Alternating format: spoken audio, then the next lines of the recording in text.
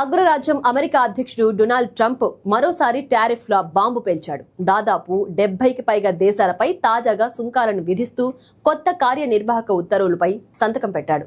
దీంతో కొత్త సుంకాలు ఈ రోజు అనగా ఆగస్టు 1 నుంచి అమల్లోకి రానున్నాయి.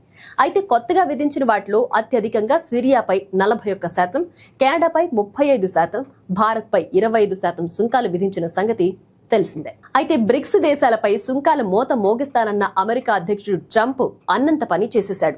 భారత్ పై 25% సుంకాలను విధించిన ఆయన బ్రెజిల్ పై సుంకాలను ఏకంగా 50% పెంచేశారు. కొత్తగా విధించిన టారిఫ్స్ ఇవాల్టి నుంచి అమల్లోకి వస్తాయని ప్రకటించారు. మరోవైపు తమ పొరుగు దేశమైన మెక్సికోపై కొంత కరుణ చూపించారు. ఆ దేశంతో వాణిజ్య ఒప్పందం కోసం 90 రోజుల గడువిచ్చారు. ఈ సమయంలో 25% సుంకం అమల్లో ఉంటుందని వెల్లడించారు.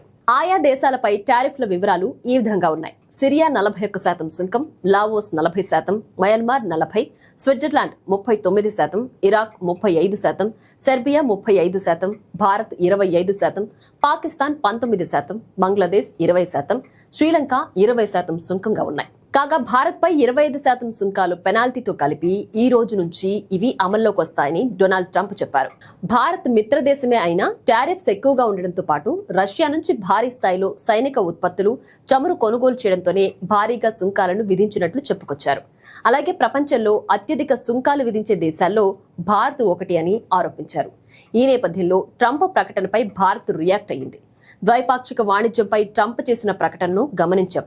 సుంకాల ప్రభావంపై రీసెర్చ్ చేస్తున్న రైతులు, వ్యాపారవేత్తలతో పాటు సూక్ష్మ, చిన్న, మధ్య తరహా పరిశ్రమల సంక్షేమానికి తమ దేశం అధిక ప్రాధాన్యం ఇస్తుందని తెలిపారు.